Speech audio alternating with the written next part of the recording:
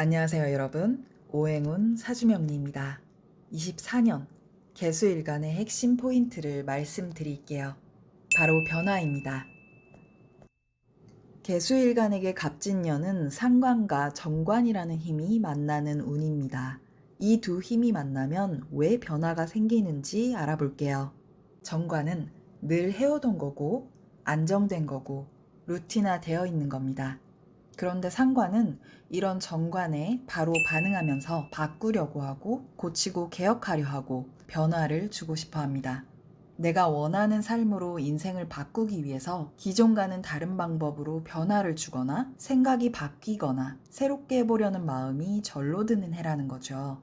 길었던 독박 육아를 졸업하고 꿈이었던 사업을 시작하는 분이 있다면 반면에 부부 사이에 아이가 생기는 변화가 오길 바라는 분도 계십니다. 개수일간에게 갑진년은 이런 느낌입니다.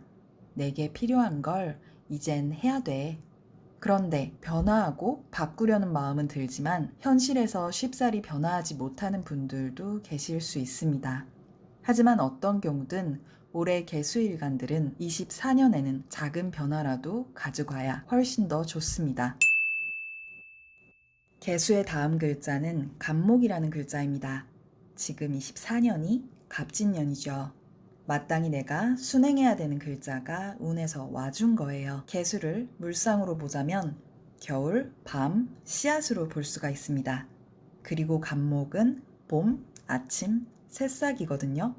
겨울에서 봄으로, 밤에서 아침으로, 씨앗에서 새싹으로 변화하듯이 아주 자연스러운 순서의 운이고 이렇게 변화하는 것이 결과적으로 나에게 훨씬 더 유익한 결정이 됩니다.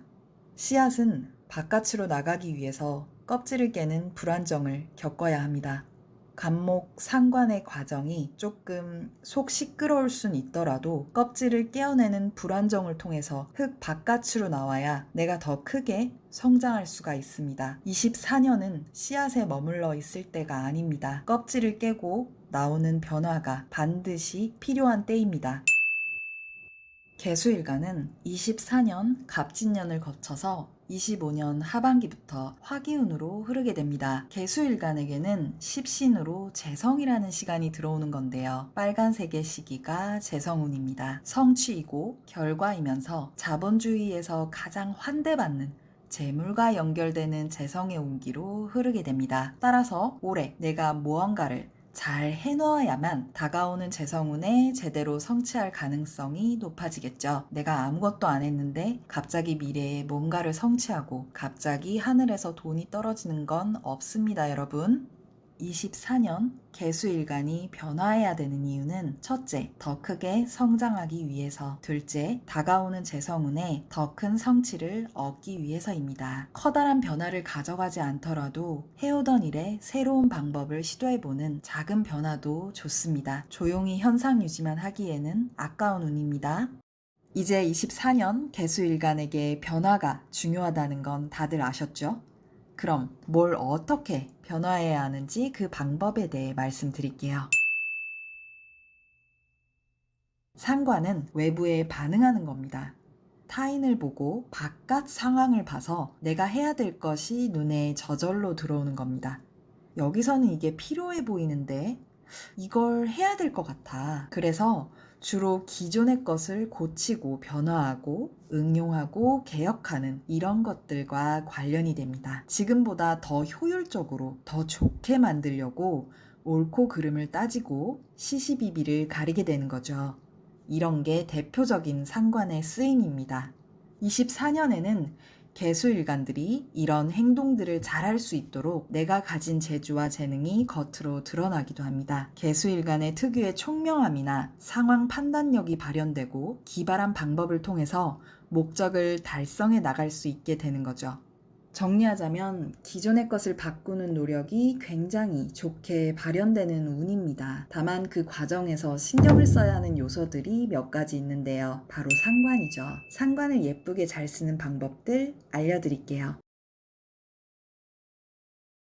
24년 갑진년은 하나의 힘이 일방적으로 이기는 운이 아닙니다. 생명력이 가득한 봄 땅 위에 뿌리를 굳건히 내린 아름드리 나무와 같은 모습이거든요. 이 두 개의 힘이 서로 상호 보완하고 있는 운입니다. 갑목 상관의 힘이 너무 거세서 진토 정관의 모든 것을 뒤집어 엎고 판을 완전 새로이 짜겠어로 가면 안 됩니다. 상관의 힘을 쓰고 싶더라도 주변의 이목과 평판을 크게 해치지 않는 선에서 행동을 해야 되고, 속으로 불만이 있어도 너무 시시비비를 따지기보다는 집단, 조직, 단체, 사회의 규범과 룰에 대한 적당한 존중감을 가지고 변화를 줘야 합니다.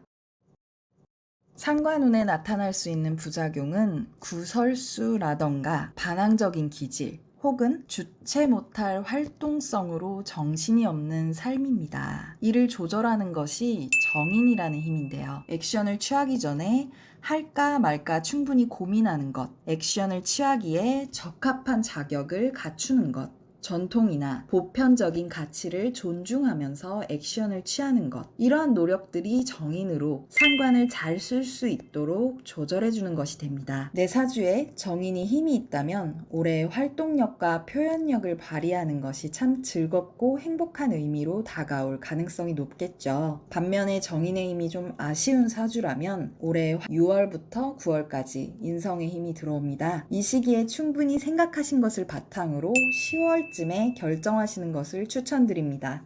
지난 2년은 시작하다가 멈췄다가 중단했다가 다시 해보거나 하는 마음 먹고 활동한다 그 자체에 좀 집중된 시간이었습니다.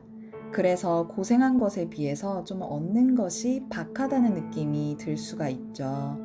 24년은 그간 해온 활동이 절정에 이르는 시기입니다. 끊임없이 작더라도 시도하고 새로운 변화에 대한 결정과 행동을 반복하는 것을 멈추지 마세요. 성취는, 결실은, 재물은, 그리고 성공은 작은 변화에서 시작되니까요.